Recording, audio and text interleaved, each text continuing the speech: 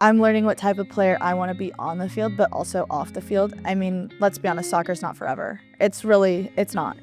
There's going to be a time one day when I have to hang the boots up and I want to know what I want to do. Now on the epicenter of Women's Sports Podcast, soccer icon Morgan Weaver unbattling her way back to the pitch. I'll be honest, when I first got injured, I kind of hated soccer. Yeah. And I was like, do I just say screw it and call it? I'm like, no, I can't. I remember why I fell in love with the game and why I want to still play it, because when I don't love the game, I'm not going to play anymore. But I think I fell in love with it again. Plus the Portland Thorns and KeyBank, what inspired one of the biggest banking partnerships ever for women's sports in Portland. My North Star, if you will, when my wife and I think about, like, my daughter in particular, is we talk around boardroom, ballroom, or on the pitch, right? And it's how do we make sure that across either if she ends up in a boardroom, if she's at a gala in a ballroom, or if she chases her dream to play professionally on the pitch, that she will feel comfortable, she will feel like she belongs, and she'll have no doubt that she's earned it and that she belongs to be there. I love it because it's not only preparing them to have the seat at the table, which we all know the businesses are more successful when women have a seat at the table, but it's equipping them to be ready for that.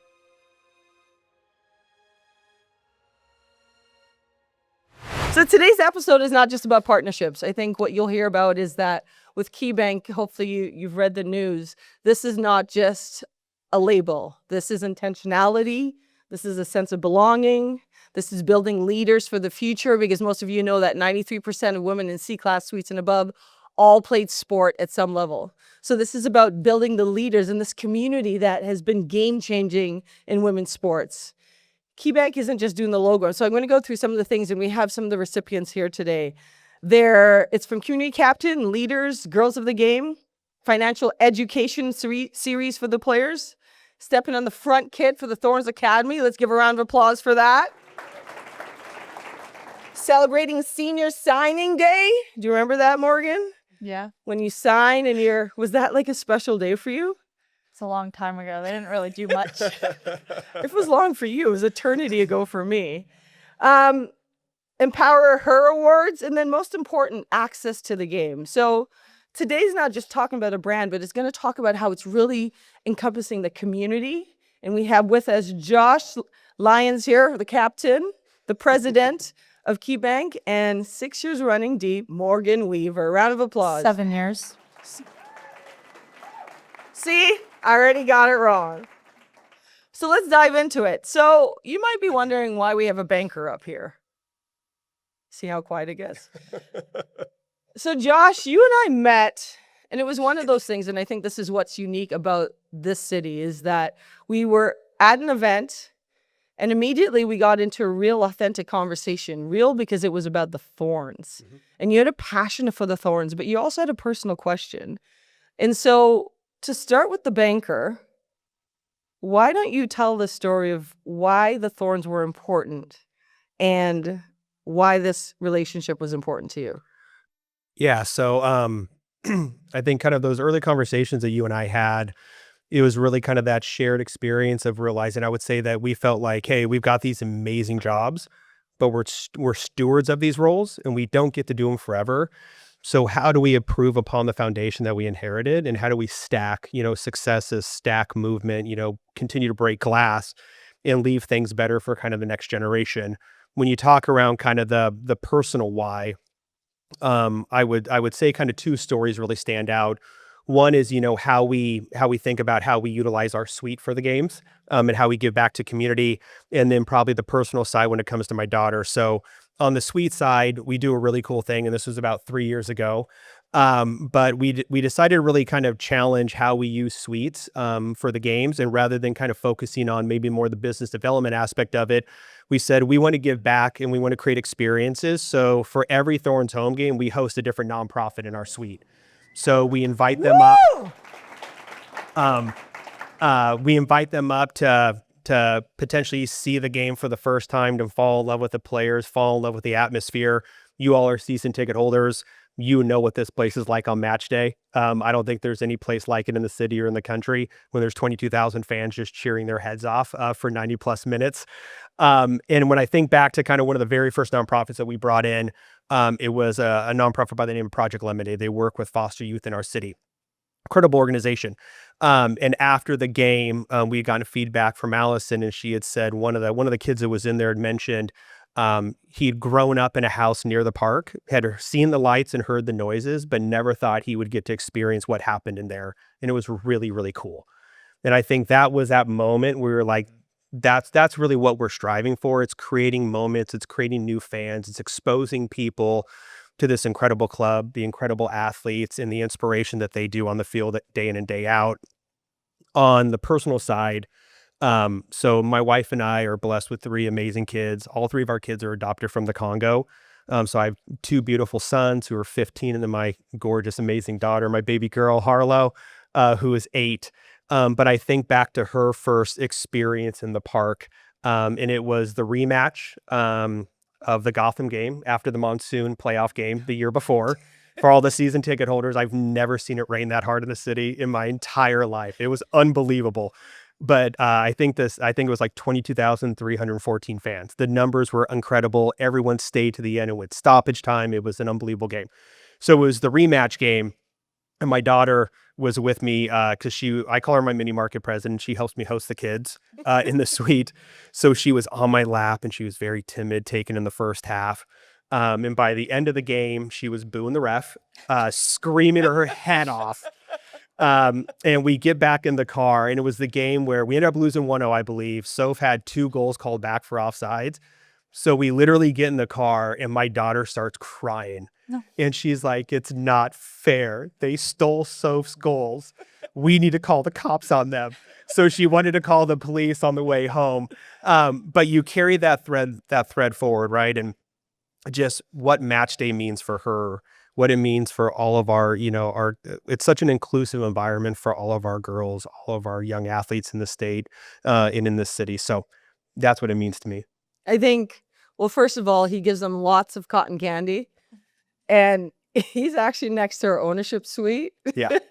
So you see these kids, but it's the energy. And I mean, everybody in the room knows this. It's the energy of game day. It's the energy for this group, whatever group you choose, to walk in and feel alive. Yeah. Feel the atmosphere that this group is setting forward, which is pretty special.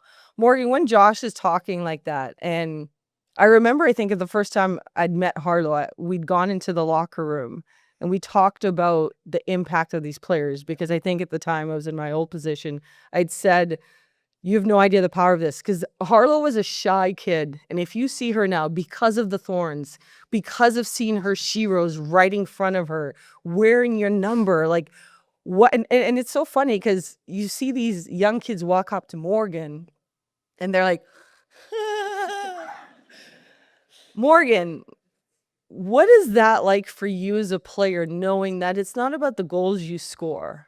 It's not about all of that. It's how seeing their sheroes day in and day out representing the city. What does that mean to you when you hear a story like that about Josh's daughter and the impact that you have on her?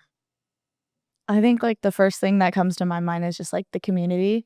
And obviously that's something that the Thorns are very passionate about, is community and bringing everyone together. And it's where it starts. And I think that's the best part. Is I remember being in a coffee shop one day and this little girl was staring at me, and she's just like, she wouldn't stop staring. And I told my cousin, I was like, I think she knows who I am. She leaves, and then she comes running back inside. She goes, are you Morgan Weaver? And I go, yes, I am. And she goes, and she starts freaking out. And she's like, I was so nervous. I didn't know if it was you for sure. I was like, just come up next time. Like, I don't bite, I promise. Like, I think you'll make all of our days if you come and say hi, and we'll give you the biggest smiles. And I think that's everyone in our locker room. If you see us on the street, like, and just give a good hi or a smile, we're going to give it back. And I think that's like community.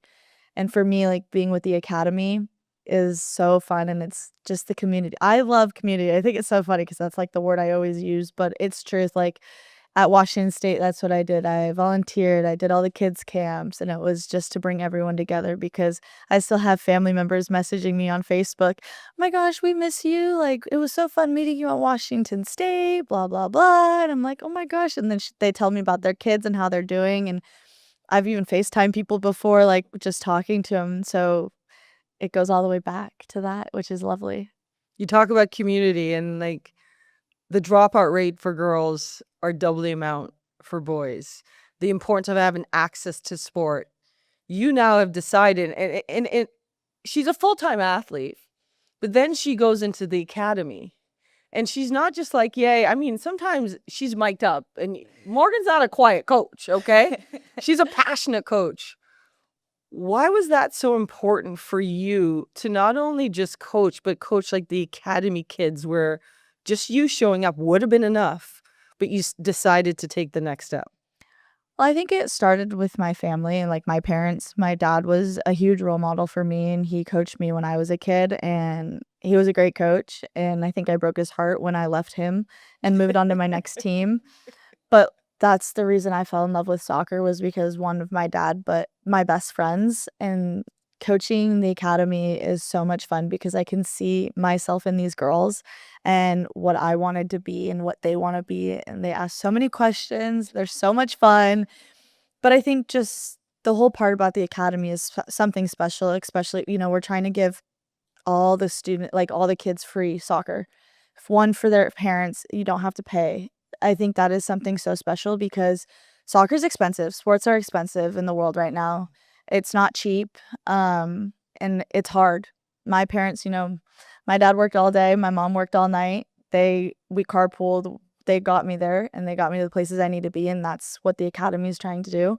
Last night, I was in Vancouver for Columbia Premier and did an event for them, and they're trying to do the same thing. Yeah. And it's so special to see all these clubs trying to get scholarships for kids so they don't have to pay, and there's complete access for all of them. I mean, access is important. Representation matters. What are you learning about yourself now? Because you're coming off of a big injury, right? All of us want to see you back on the field. But what are you learning about yourself at this point in your life and career? Because the academy has to impact that as well, too. Yeah, it was funny. I think it was on Monday was my first day back at academy training because I forgot what it's like to be a professional athlete and getting back into soccer. And I remember telling the girls, I was like, guys, I'm so sorry I've been MIA. I'm exhausted. And I was like, I need to be better and show up for you guys. And I think they would not stop talking my ear off. And I think for me, that's just something special because I know how much I mean to them. And it's just showing up. It doesn't even have to be coaching. It's just telling them good job, giving them the confidence. And then, of course, obviously, I am coaching and telling them what they need to do. But I think for me is I'm learning what type of player I want to be on the field, but also off the field. I mean, let's be honest, soccer's not forever. It's not. There's going to be a time one day when I have to hang the boots up and I want to know what I want to do. And that's where it starts. And I'm having so much fun just growing the connections with the girls, their parents. But it's every age group in the academy, even the littles. And they are hilarious and they're so fun. And so for me, it's just, I remember why I fell in love with the game and why I want to still play. Because when I don't love the game, I'm not going to play anymore. But I think I fell in love with it again. Because I'll be honest, when I first got injured, I kind of hated soccer. Yeah. And I was like, do I just say screw it and call it? I'm like, no, I can't. Like, there's no reason to do that. Like, I want to get back. And then I had my second injury and I was like, dang, I don't know. And I really was at a point pretty low and I was like, I think I'm going to quit. I'm done. I don't want to do this anymore. And then I remember going to San Diego with the academy. And that's when I fell in love with the game again. It's just seeing those girls at their event, working their butts off, trying so hard they wanted to move on to nationals and they wanted to keep going. And for me, that made me relearn to love the game, not just for myself, but for them as well. Yeah. And now I'm having the best time out there. Kai and I are having so much fun. And the other day, it was kind of funny, little story. I couldn't speak and I was like, she's like, yeah, she wants to just pass the ball down the line and she wants to do this. I was like, this is what happens when we spend 10 months together. So there's a lot of things that I'm relearning to love about soccer. That's beautiful. Let's give a round of applause. I have goosebumps being up here with you because I know how hard that injury was, and just to hear how much you're learning is so beautiful, and I'm proud of you. Thank you. Josh, when you hear her speak like this, right? Because KeyBank, this is the biggest investment you guys have done, and you can talk about it. I don't want to answer my own question for you. This is a huge investment. KeyBank really dove into women's sports. When you hear Morgan talk like this, why is this the time and why is this the perfect fit? Yeah. So with regards to the investment, so this year marks, we just signed a new 5-year, multi-year agreement with the Thorns to be the official retail bank sponsor. And then along with all the other items that come with that we discussed in opening comments, that's a tripling of the investment with this club, which is an incredible number. And it also marks the single largest investment in women's sports across the entire financial institution of KeyBank. So it's really, really leaning in. And I would go back to the why is because I've had a front row seat for the last 4 years in this role of what these players and what this club means to the city. It's as simple as that. I talked about it a little bit earlier, but like there's no place like Providence on match day. When you think about the best of Portland, what we have to offer, what's celebrated in terms of inclusion, the passion, the love of the game, that's this place. So to be able to be a part of that, to put our stamp on it, and then to also think about how we affect the next generation, like Morgan was talking about, right? You and I talk about this all the time, and you and I end up at a lot of galas and a lot of events and stuff like that, and we try to bring our daughters to a lot of those as well. And kind of my North Star, if you will, when my wife and I think about like my daughter in particular, is we talk around boardroom, ballroom, or on the pitch. Right. And it's how do we make sure that across either if she ends up in a boardroom, if she's at a gala in a ballroom, or if she chases her dream to play professionally on the pitch, that she will feel comfortable, she will feel like she belongs, and she'll have no doubt that she's earned it and that she belongs to be there. I think that's what excites me. Woo! We can clap for that. I think that's what excites me about taking the partnership to the next level and really leaning in to work with the academy and the young girls pursuing those dreams. Because as Morgan said, right, some of them will get to play collegiately, some will get to play professionally, but most of them are to go on to have incredible careers. And hopefully most of them, like the 93% stat, end up in C level because they've had the foundation of sport. So it's how do we open those doors? Then how do we provide seats at tables and rooms that otherwise they wouldn't be allowed into or wouldn't have access to? I love it because it's not only preparing them to have the seat at the table, which we all know the businesses are more successful when women have a seat at the table, but it's equipping them to be ready for that. You just kind of talked about something. Why do you feel that Portland is the epicenter of women's sports? I'll go back to the moment I realized it truly, it was the monsoon game. I mean, it truly was. When you saw the streets of Portland flooding and everyone was still there and they showed up. And like, even if you look at the stats, so I was blown away last year. If you look at the top 5 most attended games in the NWSL, the number 1 most attended game was the championship. The next 4 games were Portland home games, were Thorns home games. Like, that's incredible to have that level of just frequent people coming, whether it's a Wednesday, it's a Saturday, Sunday. Out here, sometimes it's 30 degrees and sometimes it's 100 degrees, right? And the fans always show up. I think we are that beacon on the hill, and we're what everyone else strives to be. And it's because of people in the room, like all of you, that consistently show up and support these incredible athletes in this team. Morgan, how about your take? Why do you think this is the epicenter of women's sports? I mean, that's easy, the fans. I think it's so funny to say, but it's the truth. I think all of you guys, I mean, just even being here for something not small, but so small, it's just us 3 talking, really. And that's something special. And the monsoon game, yeah. I mean, that game was insane. I remember my dad bought new rain pants and a rain jacket just like, he was like, I think it's going to rain. And he needed new stuff anyways. And I ended up buying him these like boots from Adidas and he still wears them. He's like, they're the best rain boots ever. And he still talks about it. Like, I was so dry that game. And my mom, my dad did not buy her a rain jacket. So she had it on mine.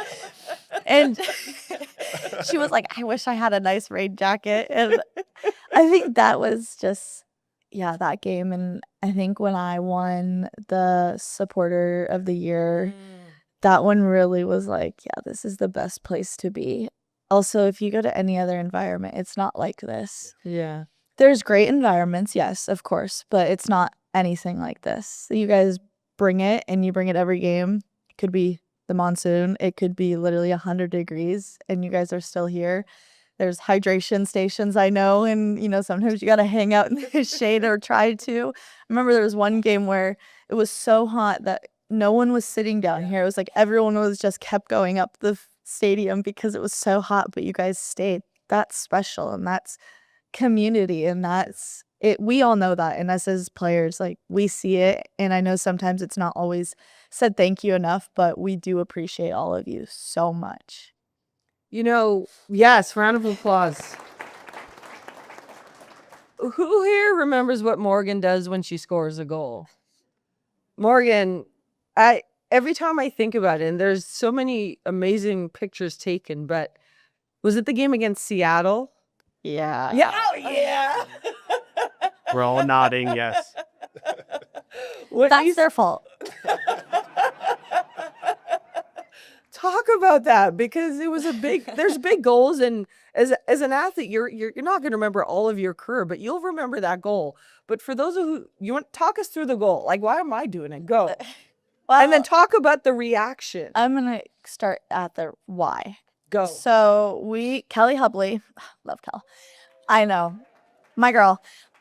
We were at an event at the Sports Bra for Truly, and some fan came up to me and had told me that her friends were Seattle supporters and they hated me and all this other stuff. I'm like, that's kind of a crazy statement to say. Exactly. Go Thorns. I was like, this is an insane statement. Like, I don't know them. Also, I'm from Washington. I went to Washington State. Like, I know everything. I used to, when I was a kid, support the Reign, but that was when I was a kid.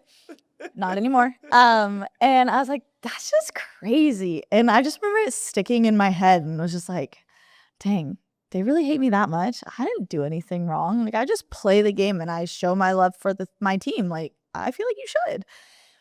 So I remember during the game, Hina scored and it was like going crazy. And then next thing you know is a corner kick. They cleared it. Menges got it, sent it to Kling, and I'm like, back post, my hands are in the air. I'm like, I'm open. Hey, play me.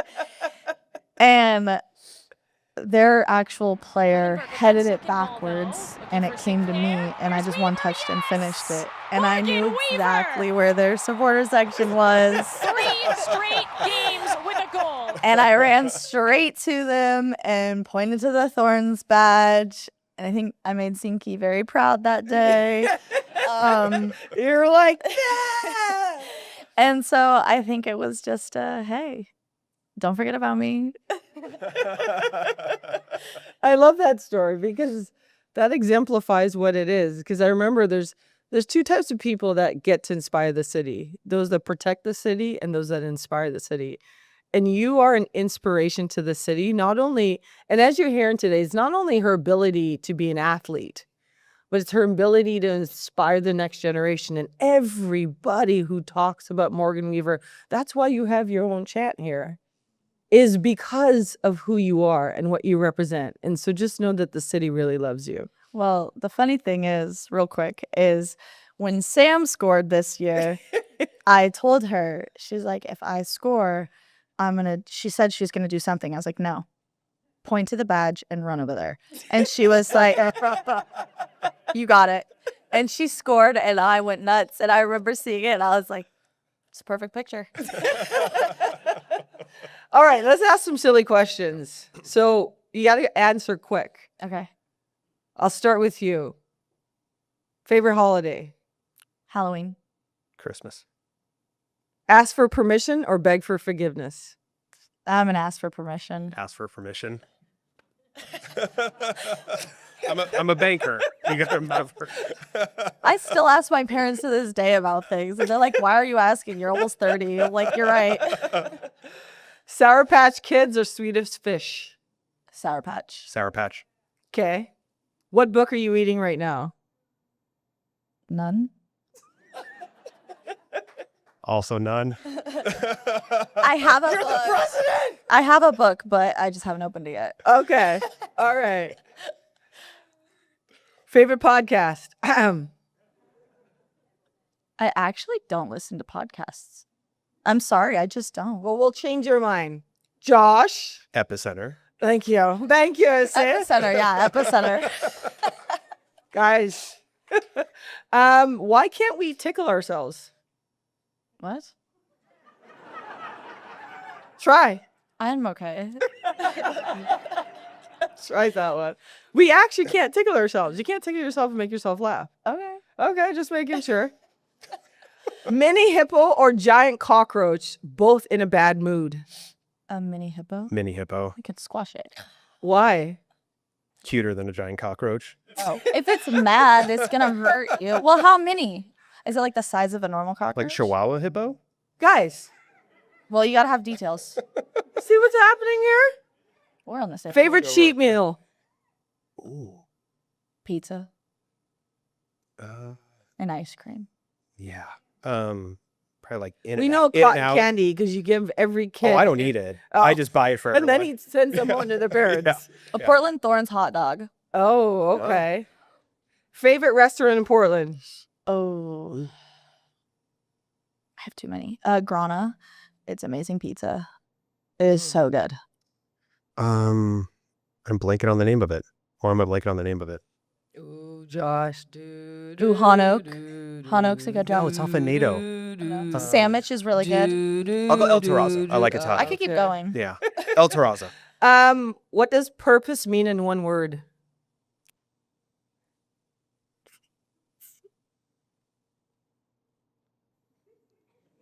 One word is crazy. Purpose.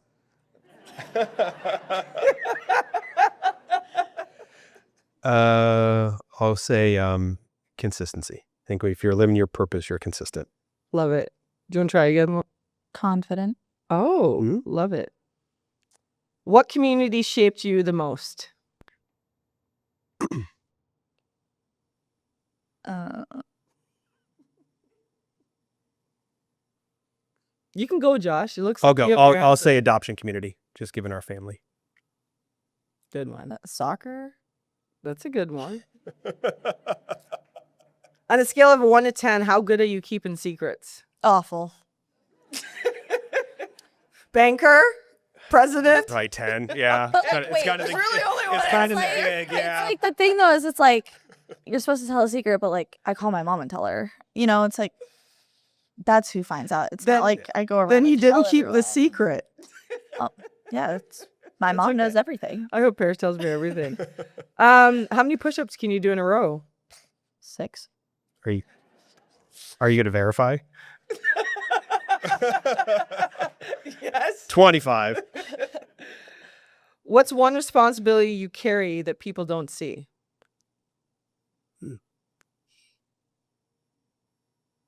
Want me to go? So I think as a parent, right, you always question, like, am I doing this right? Right? Am I screwing this up? And you see a lot of the good stuff, and then you have moments of bad things, you know, and you wish, damn, I wish I would have handled that better. It's a heavy load to carry. Yeah. Heavy responsibility, but That's a good answer. yeah. I say the same thing as a dog parent. I knew you were gonna. The good's the good, the bad's the bad. What's one leadership lesson you had to learn the hard way?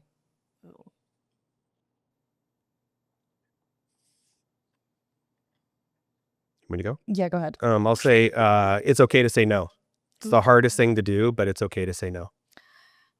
That's a really good one. I'm still not on that boat because I don't know how to say no. I think for me is just always putting people first. It's not always about me. It's about them, you, I guess, not me. You do that very well. So, in this room today, or whoever is tuning in when we air this, what's one call to action that you would say when it comes from your lens about the importance of showing up in women's sports? Can I give an example? Absolutely, Morgan. Okay, Whatever so you want. this It's your world. was at Washington State, and I remember we were playing Stanford, and we were really good at the time. And Stanford hadn't lost a game, I think, in like a long time. And I called my dad. I was like, "Are you coming?" He's like, "No, I don't think I'm gonna be able to make it." And I was like, "Well, you're a loser. Like I thought you were coming." I was like, really? You're not going to come to my game? And by the way, it was 5.5 hours away. So from where my parents lived to where I was at school, it was 5.5 hours away. I was like, you're really not coming. You're such a loser. Like, I'm so upset with you. And I remember I'm warming up and I hear a whistle. And my dad has a whistle that I know that it's him. So he tries to get my attention. And I look around. I'm like, I know that whistle. And I'm like, I can't find him. And I'm like, maybe someone else had that whistle. It's weird. Does it again. And I see him and I like light up. My face was like I was so excited. And I think that's like the definition of showing up, because he wasn't going to be able to make it. And he called his boss and was like, hey, she just called me a loser. I got to go. Like, my mom is also amazing. She shows up for me every time.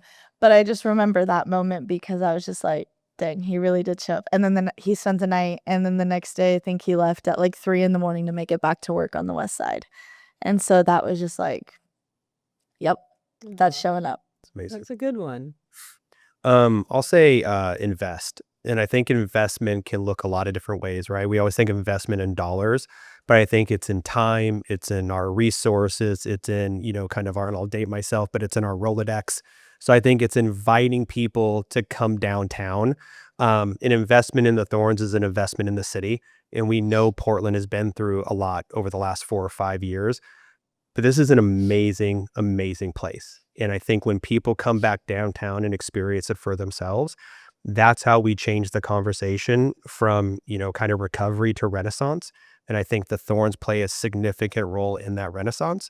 So the more people that we tell our story about and not let maybe some of the national news maybe define our story, and get people back downtown and experience this place for themselves. And that's what it means to me.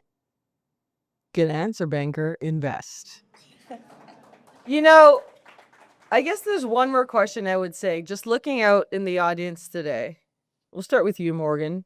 You see these young, amazing women wearing your jerseys. Already got the new ones. That's crazy. What advice would you give your younger version of yourself when you're their age?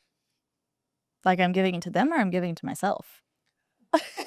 Let's go with them. Okay. And then let's go with you after. Okay. I would just say, like, be yourself. Always have fun. And don't put too much pressure on yourself, because you just never know where you're going to go in life. Like, think about yourself at times. Like, I think I always think about other people, but sometimes I remind myself that I need to think about me. And it's not about them. It's about me. And that's the biggest thing, is always have fun. Like, don't listen to the outside noise. Listen to what's inside your heart, because that's going to give you the truth and give you what you need to do. It's a great answer. How about you, your younger version of you? I'm perfect. I'm good. Josh, we look in this audience, and the best part about Portland is that it's not just women, it's men. Men who are our allies. We go to a park in Portland. A young boy has a female jersey. Can you give advice to the young men who actually get it, but just to all men, and why women's sports is the right decision, not charity, but the right decision? Yeah, I'll go from the lens of, of a proud girl dad, right? And I will say, like, what a time to be alive as a girl dad in this country, with the renaissance and just the revolution of women's sports.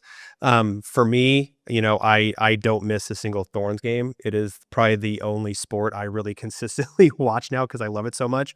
I always joke around, it's so different from the men's game. The women's game is so much more physical.